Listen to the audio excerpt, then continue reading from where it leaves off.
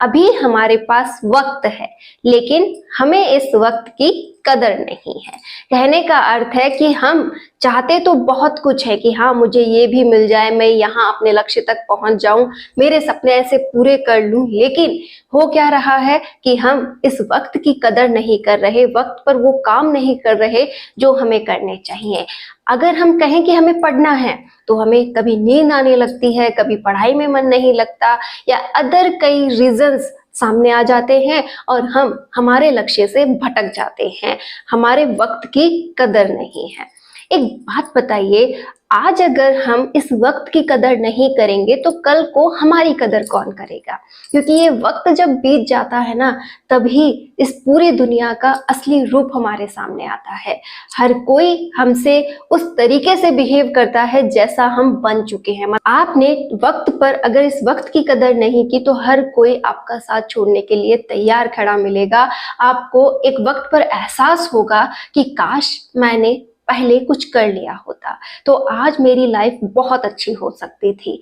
तो क्यों ना इस वक्त की कदर की जाए और आज से कुछ अच्छा किया जाए। अब बात ये आती है कि मैम चाहते तो हम भी हैं इस वक्त की कदर करना, लेकिन कभी कभी नींद इतनी हावी हो जाती है या फिर पढ़ाई में मन बिल्कुल नहीं लगता है, तो कैसे हैंडल करें और साथ ही साथ पढ़ाई को अच्छा करें ताकि लक्ष्य तक पहुंचा जा सके। आप कर सकते हैं, बहुत अच्छे से कर सकते हैं, बस कुछ बिंदुओं का आपको ध्यान में रखना होगा। पहला काम, आपको आपके लक्ष्य से लगाव रखना होगा कि हाँ आज का ये जो वक्त है मुझे 100% अपने लक्ष्य को समर्पित करना है। ऐसा नहीं कि आप पूरी तरह से अपनी परिस्थितियों, हालातों या फिर अपने जो ख्याली पुलाव है उनमें खोए रहें। देखिए, ख्याली पुलाव बहुत से लोगों की प्रॉब्लम है। जैसे बैठे यहाँ हैं, मस्तिष्क में चल रहा है, अरे यार ऐसा होता, अरे ऐसा हो जाता तो ये हो जाता, ऐसा होता तो ये हो जाता, मैं ये कर लूंगा, मैंने ये अगर पूरा सिलेबस कर लिया तो ये होगा, उसके बाद में ऐसे रिवीजन, ऐसे प्रैक्टिस, मतलब उनको पता सब कुछ है। ठीक है, आगे वो क्या कर सकते हैं ये भी उनके माइंड में रहता है, लेकिन वो ओनली फॉर ख्याली पुलाव है, वो उस पर काम नहीं कर रहे हैं। एक बार सोच के देखिए कि अगर उन कामों पर काम कर लिया जाए कि जो भी आप सोचते हैं उन पर काम भी कर लिया जाए तो कितना शानदार रहेगा। अगर आप अपने मस्तिष्क में आए हुए कुछ अच्छे विचारों पर भी काम कर लेते हैं ना, तो बहुत कुछ अचीव कर सकते हैं। आज हम बात करेंगे कि मन और नींद को कैसे पढ़ाई के प्रति लगाया जाए, मतलब मन को पढ़ाई के प्रति समर्पित किया जाए और इस नींद को कम किया जाए। तो अगर आपकी भी ये प्रॉब्लम है तो यहाँ से आपको आज जरूर सॉल्यूशन मिल जाएगा। लेकिन मुझे आपसे केवल इतना ही कहना है, मैं हर दिन आपसे यही रिक्वेस्ट करती हूँ कि अपने लक्ष्य पर बने रहें, इस पर प्लीज अपना समय खर्च करें ताकि आपको लक्ष्य जल्द से जल्द प्राप्त हो और आप सफल हो सके। नींद आना बहुत कॉमन फैक्ट है, ऐसा नहीं है ये आपके साथ ही होता है। नींद आना बहुत से लोगों की प्रॉब्लम होती है। अब लक्ष्य से प्यार करना ये बेहद जरूरी है, क्योंकि अगर हर वक्त वो हमें दिखाई देगा, हर वक्त उसकी लगन लगी रहेगी, तो चाहे कितनी भी अड़चने क्यों ना आ जाए हम रुकेंगे नहीं। यहाँ पर नींद आने का एक रीजन ये होता है कि हम हमारी इस बिजी लाइफ में या फिर अपने हालातों से इतने टूटे हुए होते हैं कि ये माइंड जो होता है ना उन सभी में उलझा रहता है, और जब भी आप पढ़ने बैठते हो इसको एक रिलैक्स पॉइंट मिलता है कि चलो यहाँ पर थोड़ा सुकून है, मैं थोड़ा आराम कर लूं। ठीक है, तो उस समय आपको क्या करना है, उठना है सडनली वहां से, कुछ देर आपको चल के पढ़ना है। ठीक है, चल के पढ़िए, पानी पीजिए और अपने आप को किसी दूसरे पॉइंट पर व्यस्त कर दीजिए कि हाँ मैं कुछ अदर काम कर रहा हूँ। ठीक है, थोड़ी देर में ही नींद आपका पीछा छोड़ने लगेगी। 10 से 15 मिनट अगर आपने अपने आप को कहीं व्यस्त कर लिया, जैसे आप चल के पढ़ने लग गए, ठीक है, आपने पानी वगैरह पिया या कोई छोटा सा काम आप करके आ गए, तो नींद वहां से गायब हो जाएगी। लेकिन अगर आपने उस समय सरेंडर कर दिया कि बस नींद आ रही है और मुझे सोना है, तो वो आपको आएगी ही आएगी। नींद आपको अगर भगानी है तो वो 10 मिनट आपको संघर्ष करना पड़ेगा। जब भी नींद आने लगे आप उठिए, चलते हुए पढ़िए, पानी वगैरह पीजिए, या फिर आप जोर जोर से थोड़ी बहुत सांसें भी अगर लेते हैं उससे भी बहुत अच्छा फील होता है। कि आपको थोड़ा क्या करना है, जोर जोर से ब्रीथ करना है, बहुत अच्छे से सांस लेनी है और अपने आप को कहीं और बिजी कर देना है। वो जो नींद आप पे हावी हो रही थी अब वो आप पर हावी नहीं होगी और आप वापस से पढ़ाई के लिए बैठ सकते हैं।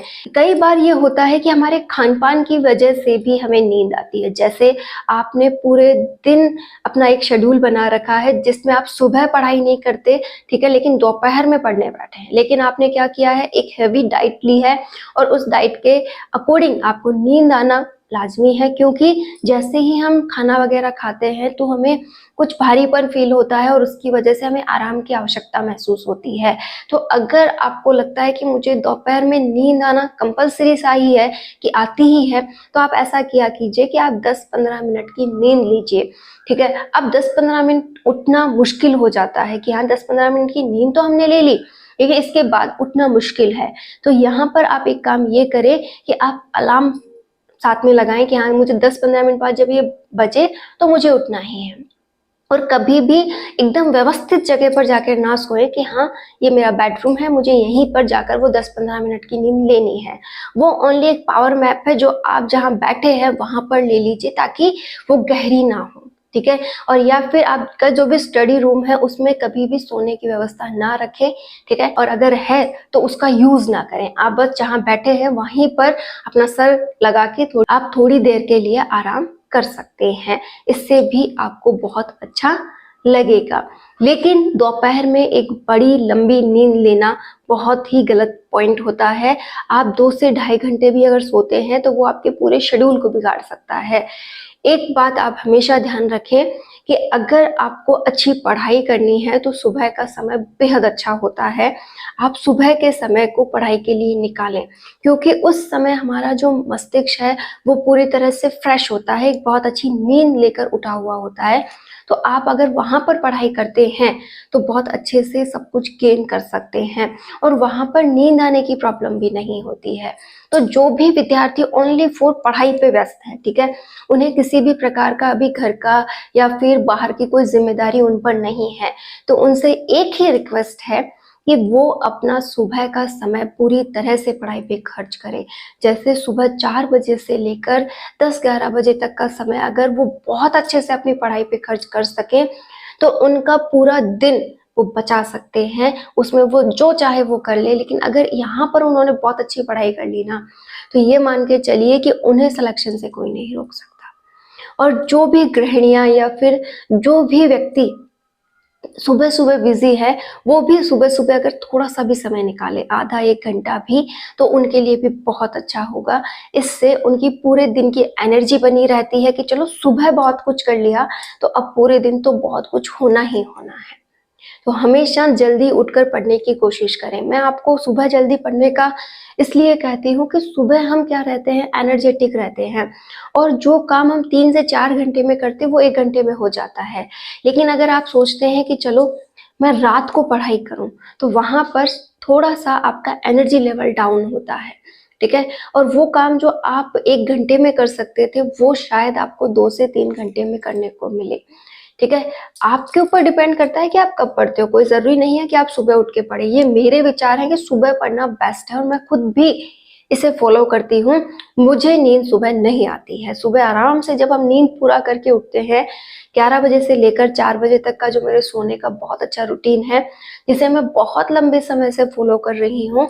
आज कंडीशन ये है कि अलार्म से पहले भी मेरी आंख खुलती है और बहुत अच्छा रूटीन बन गया है। और एक लाइफ को अगर संतुलित जीना है, जरूरी नहीं कि वो पढ़ाई के लिए ही हो, आप किसी भी एंगल से अगर लाइफ को अच्छा जीना चाहते हैं तो आपको ये शेड्यूल जरूर बनाना चाहिए।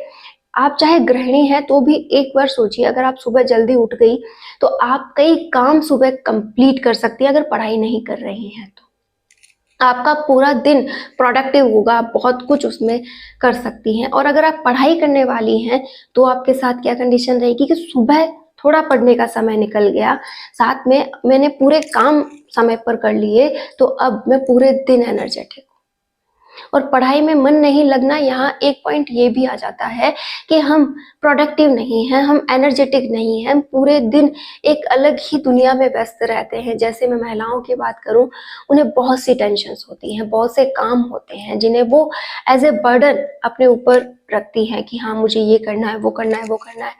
अगर यहाँ पर वो सब काम व्यवस्थित हो जाए और वो खुश रहें और पॉजिटिव सोच के साथ आगे बढ़े कि ये तो डेली वर्क है, होता रहेगा, मुझे जितना कर सकूं उसे समय पर कंप्लीट करना है और बचे हुए समय को अपने लिए बचा के रखना है। आप चाहे किसी भी कैटेगरी के व्यक्ति हैं, अगर आप अपना खुद का पर्सनल समय निकालते हैं, अपने ऊपर कुछ समय खर्च करते हैं, तो वो समय आपको बहुत कुछ देगा। आप चाहे उसे स्टडी के रूप में यूज कर रहे हैं, आप अपनी खुद की कोई एक्टिविटी, फिर आपके अंदर कोई ऐसा हुनर है जिस पे आप खर्च कर रहे हैं, आप कुछ भी ऐसा कर रहे हैं जिससे आपको बहुत अच्छा फील हो रहा है, तो वो बहुत अच्छा है। प्लीज अपने इस डेली लाइफ से कुछ समय निकाल कर अपने ऊपर खर्च जरूर करें। आपको कुछ दिनों में ही फर्क दिखने लगेगा और आप बहुत ही ज्यादा प्रोडक्टिव व्यक्ति बन जाएंगे। आपको बहुत अच्छे से अपनी लाइफ को जीना आ जाएगा और रोज जब आप कुछ अच्छा करेंगे तो आप खुद के अंदर एक अलग ही एनर्जी फील करेंगे। उस समय न नींद हावी होगी और न ही मन में ऐसा आएगा कि ये काम मुझे नहीं करना है।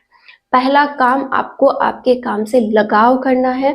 दूसरा, जब भी आपको नींद आने लगे, वो मात्र 10 या 15 मिनट आप पे हावी रहती है कि हाँ, अगर आपने उस समय अपना सिलेंडर कर दिया, आपने घुटने टेक दिया, तो वो आपको सोने के लिए मजबूर हो आप, ठीक है। और उस समय अगर आप बच गए, आपने उसे टाल दिया, या तो किसी काम के दौरान टाल दिया, ठीक है, या फिर आप टहल के पढ़ने लग गए, या फिर आप कुछ अदर काम करने लग गए, आप पानी पीने लग गए, एक्सरसाइज वगैरह का कुछ कर लिया, स्टेप वगैरह, तो आप उसे 10-15 मिनट अगर टाल सके तो वो आप पर हावी नहीं होगी। तो ये आप पर डिपेंड करेगा कि आप अपने सपने कैसे पूरे कर रहे हैं।